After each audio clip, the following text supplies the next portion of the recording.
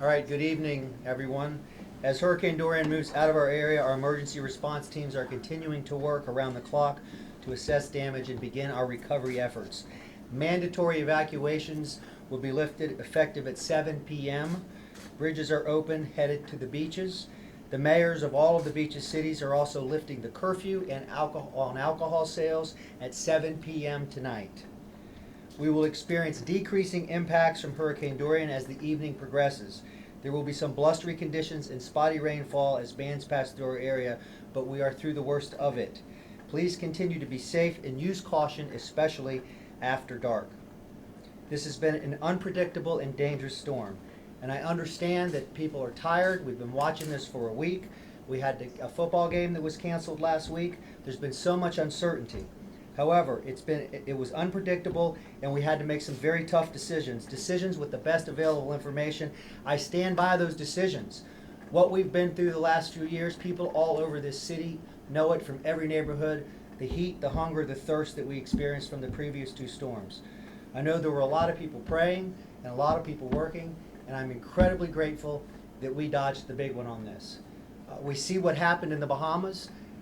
And what they're experiencing even in the aftermath. We're going to continue to pray for them, and we're going to be thinking about in the days ahead how people from Jacksonville can be helpful to our brothers and sisters in the Bahamas. This could have been much worse. I urge citizens to remain vigilant. Hurricane season lasts until November, and we must remain prepared. As of 4:30 p.m., JEA had reported outages down to at some point, they were down to 280 from a high of over 32,000. They're back up to around 5,000 because a circuit just blew. Aaron Zahn will give you some more information when he comes up. The average restoration time has been running under an hour at about 57 minutes. There were no water or waste outages. To report power outages, please call 630-CITY, 665-6000, or online at jea.com. Our crews will complete damage assessments through the county. Citizens can better help us target our response efforts by reporting damage to 630-CITY. As we begin our recovery efforts, we want you to remember some safety-related concerns.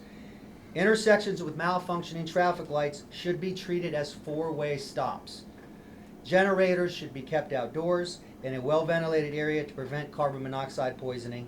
Additional residents should not cook with charcoal or gas grills inside. Stay away from down power lines. If it's life-threatening, call 911. Otherwise, citizens can report them to our team at 630-CITY. I'm incredibly proud of the work of our first responders, our Public Works Department, our school personnel, our superintendent, and all of our agencies. Everybody has worked together with one voice on this. The storm has created significant and dangerous surf conditions. We continue to urge citizens to stay out of the water for good reason. There have been over 10-foot swells and life-threatening rip currents. The beaches mayors have also informed me that lifeguards will be back on duty tomorrow, but we're encouraging people to please stay out of the water. Our volunteers and partners with Red Cross, the Department of Health, and Duval County Public Schools provided housing to 609 evacuees, including 102 with special medical needs. Our emergency road access teams responded to 15 calls to clear roadways for the JEA, Jacksonville Fire Rescue Department, and the Jacksonville Sheriff's Office response. All remaining flights for today at Jacksonville International Airport have been canceled. Passengers should contact their airlines, not the airport, for the most updated information.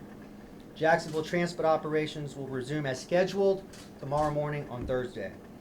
City government offices will reopen tomorrow. We understand that schools are closed as we clear them out from evacuees. If employees have children and cannot find alternative child care, we will count this as an excused absence.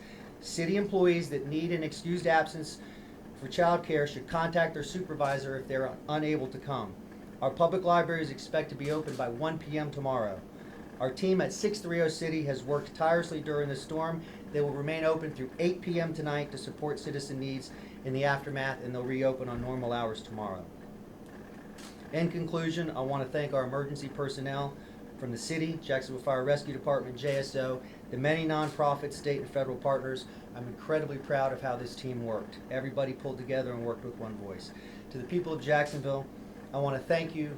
We are people that are resilient, charitable, and caring, and I'm grateful we got through a storm, and that we missed, unfortunately, what others have experienced, and we're praying that those north of us don't get a direct hit as well. With that, I'm going to turn it over to Angie. Thank you, sir. Good evening. My name is Angie Agnetti. I'm a meteorologist with the National Weather Service office here in Jacksonville, providing support as we get through Dorian. Today, Dorian tracked offshore, thankfully, of our local coastline, and we experienced blustery tropical storm wind gusts, as well as some storm surge, inundation, and very dangerous surf, as the mayor alluded to. And this evening, the eye of Category 2 Hurricane Dorian is about 90 miles east of Jacksonville Beach, headed on a northward track.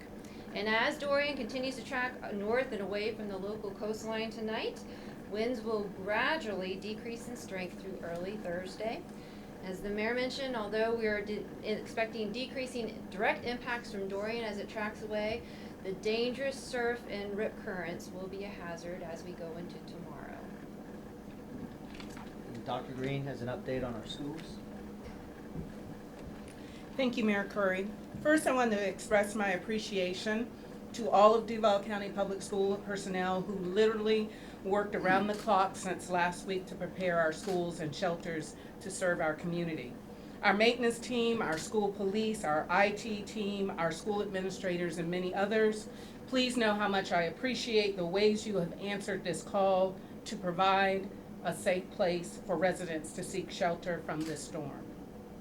Tomorrow, we will return our attention to our normal way to serve our community. We will be packing out cots and other shelter supplies, cleaning up our schools, and working to ensure everything is in order to open again on Friday. As I said, all 12-month employees and essential personnel should plan to report to work tomorrow as normal. Principals will first check the condition of their schools. Once they know their schools are ready to open, they will all report to shelter locations to assist in working to returning those schools back to normal.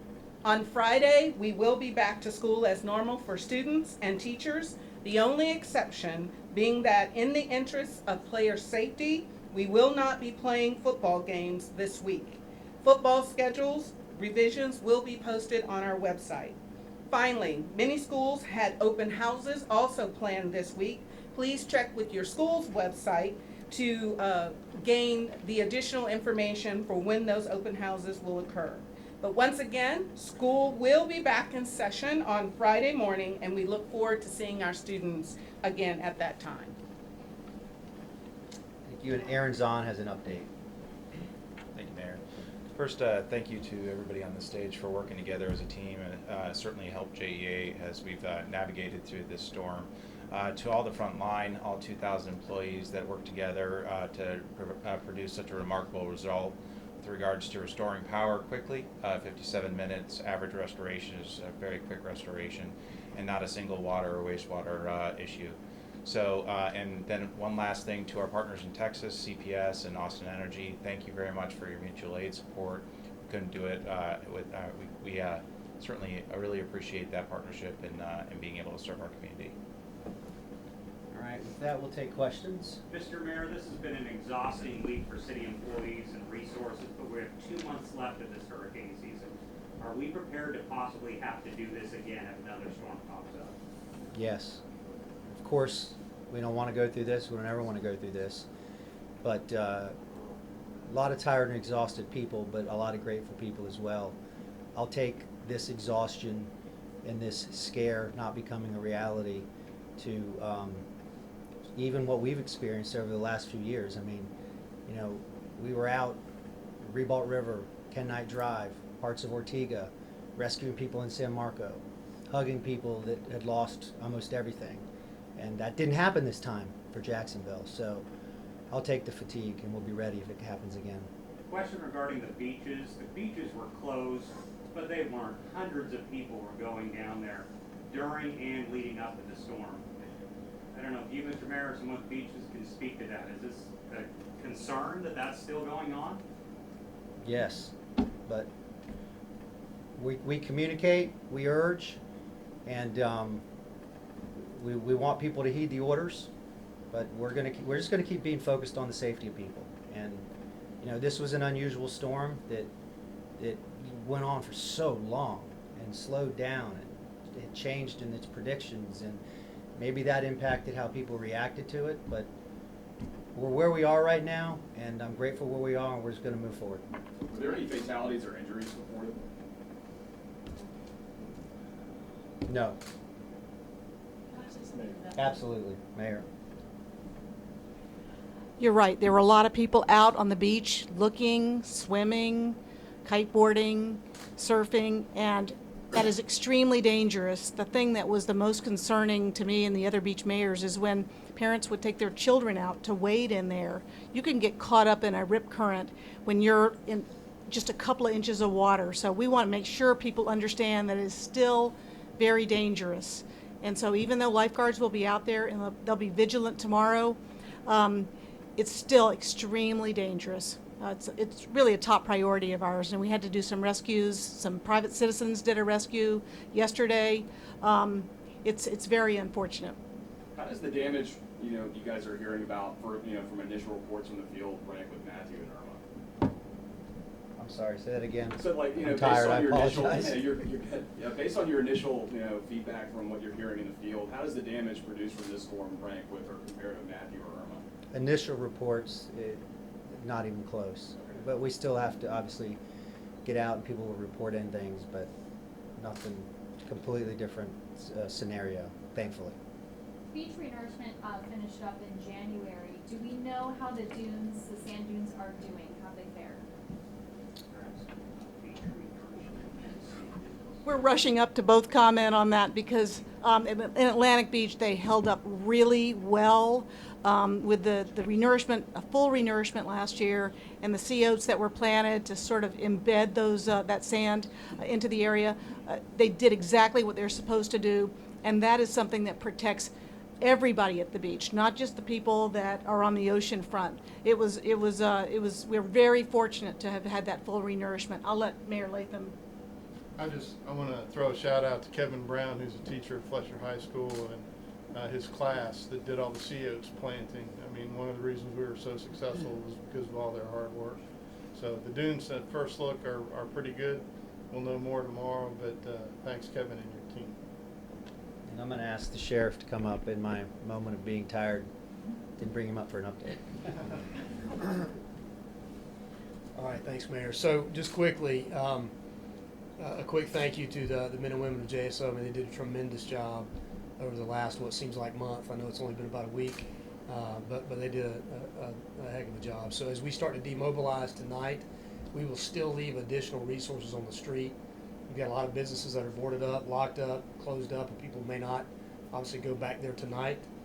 So we will be out kind of in a patrol mode with additional resources to make sure that we're covering those businesses until the owners can get back in and kind of assess. So, but again, a big thank you to the men and women of JSO for the work they did. Do we know how many people stayed in shelters throughout the storm? 600 and how much? 609.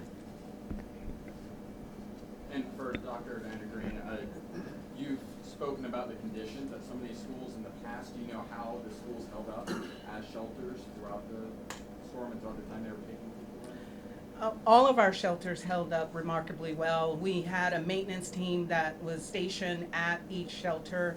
And so, as I said, how much I appreciate the men and women who manned those shelters, who were there to ensure everything was taken care of. We had custodial support, IT support, maintenance support to ensure our shelters were safe places for our community. You guys aware of any other areas or any areas that experienced damaging flooding from the storm surge? This time? Yeah. John?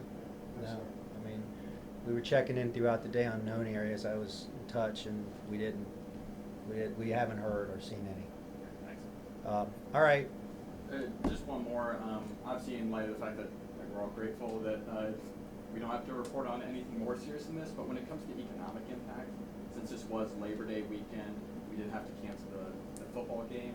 Do you have any idea what the long-term impact that's going to be? Businesses having to be shut down for most of the week and not getting the tourism.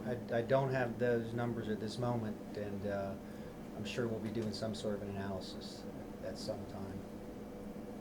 All right, and I want to thank, as I thanked all the folks that were part of this, the emergency operations, the people of Jacksonville, but also all of you in the media, appreciate all your hard work around the clock to get the word out, to make sure people are informed and can make good decisions. We're all in this together, and thank you.